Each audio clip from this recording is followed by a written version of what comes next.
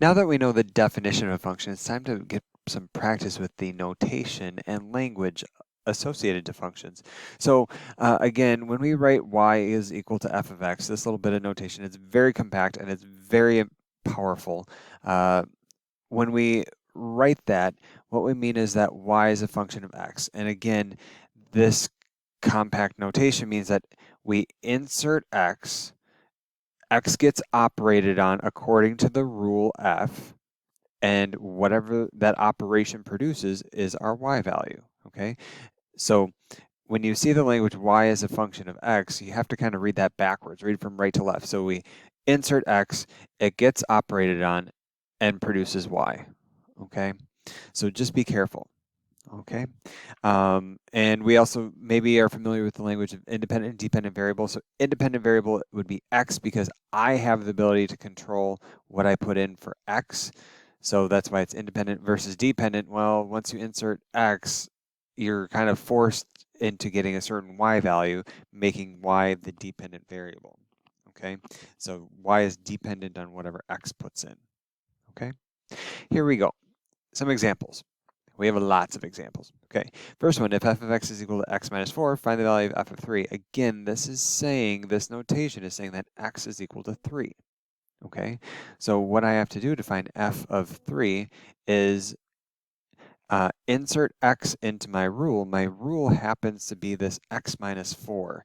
So wherever there is an x in my rule, I'm going to replace that with a 3. Okay, still have the minus 4 tagging along. And now, okay, this is just 3 minus 4, negative 1 for my answer. Next, g of x. Again, function names, okay, fine, they change, okay? They're just different rules, okay? So g of x is equal to this particular rule, okay? So I insert x and I get this rule. Find g of 9. Okay, well, g of 9, okay. So I would put 4, okay, so I have 4, and then I have an x, so I'd have a 9 plus square root x. This doesn't make sense, I have to find a value. So I made a common mistake that a lot of students do. They say, okay, well, x is 9, right? I know x is 9.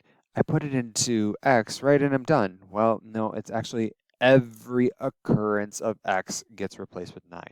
So this underneath the square root, I have an x as well, so that has to be replaced with a 9. Okay, so then I get 36, 4 times 9, plus square root of 9 is 3, 39 for my answer. Okay. All right, next one. It's not our favorite example ever, but we have h of t. Okay, t is just a variable. Instead of x, we can change t. Okay, whoop-de-doo. But now it says find and simplify h of t minus 1. Okay, so, oops, h of t is equal to 1 minus, and then here's what a lot of students do. I'm going to make a mistake. Okay, they say, okay, we do t squared minus 1, right? Because instead of t, we insert t minus 1. Okay, well, put that back in and then subtract 1. Well, no, actually, right? This t, right, we have to imagine there's a set of parentheses. Whatever we put in for t goes in and then gets squared. So really what we're saying is that we should write, if I write this as h of t minus 1, that's what I meant to write originally. 1 minus and then 1, t minus 1, and all of that gets squared. Okay, and then I have to remember, okay, this really means, again, we cannot, do not distribute.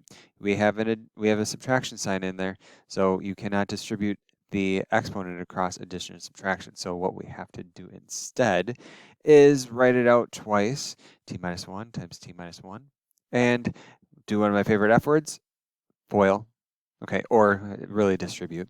1 minus, and then I'm just going to distribute here. I get, if I distribute and collect terms, I get t squared minus 2t plus 1. Pause the video and check that out for yourself. And the reason I wrote it in brackets is because technically I still have that minus in front, and that would actually have to distribute to whatever the product here is. So I'd have 1 minus t squared, distribute to the 2t, making that positive, and subtract 1, I can reduce the 1's and end up with negative t squared plus 2t for my final answer here. Okay, so just to recap, whatever you have inside of the inside of your function, remember to substitute that in for all occurrences of that variable. Okay, here we go.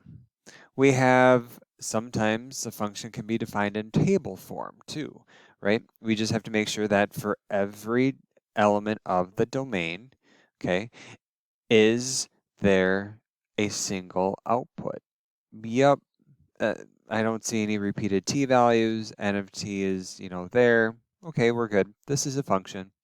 Okay, so then, all right, we have some information given talking about amusement park and guests. So N of t is number of guests at t hours after opening at 8 a.m. Evaluate N of 5. Oh, N of 5. So again, this is saying that t is equal to 5, right? Well, N of t is N of t when t is 5 is 350.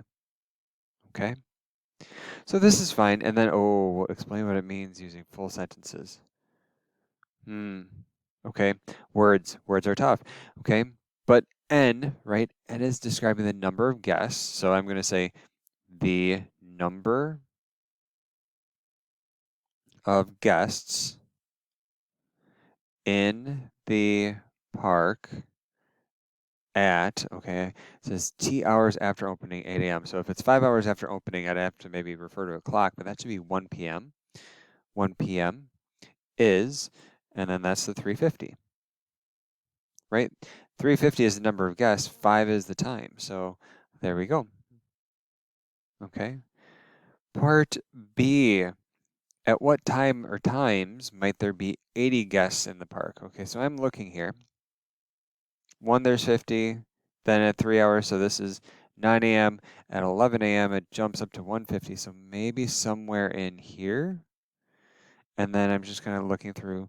Okay, we jump from 300 down to 45.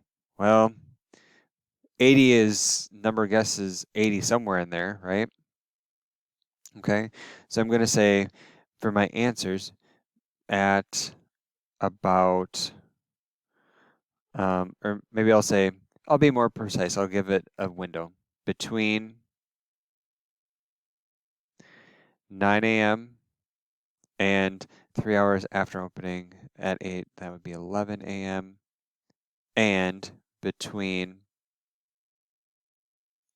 8 hours after opening, that would be what, 4 o'clock? 2 o'clock would be 6, 4 o'clock, 4 p.m. And 11 hours after opening would be 7 p.m. And 7 p.m. Okay, so a table can also define a function. Again, just check that you have, for every domain element, you have one range element. Okay, and our last example here is another one of my favorites. It's super fun. It's piecewise defined function. So it's the name kind of says it all. We have a function. We just have to make sure that for every domain element, there's one range, and you can see that here we have certain p value or certain values of p, and those correspond to certain functions, right? So we have a function here, and we can't put in more than one value, or we can't put in a value of p and get out 2 different values of the range. So this is a function, and it's a function that's defined in pieces depending on where you are. Okay, so I want to find p of 1, negative 1 rather, p of 4, and then back up and find p of 1. Okay, so p of 1, oops, I'm sorry, these should all be k's. Let's just change those. Those should be k's. That is not fun. Otherwise, we can't find those. Let's just change these to k's. Big old typos. Okay, so k of -1. This is saying that p is -1. So, okay, which one do I use, right? So piecewise defined functions happen because it's saying that when p meets this first criteria, you use this first function. If p meets the second criteria, you use the second function. So if p is minus 1, that fits the first function. So I'm going to use the 3p minus 2, inserting minus 1 for p, okay, and I would get minus 5. Insert 4 into the second branch for every occurrence of p, so I'd have 4 squared plus 5 times 4, because 4 is greater than 1, right? And then if I evaluate that, that's 16 plus 20, 36. And lastly, k of 1. Okay, now this is the one, this is usually the one that we get stumped on, because when p is 1, that's our split point. So which one do we have to use? The one with equality, okay?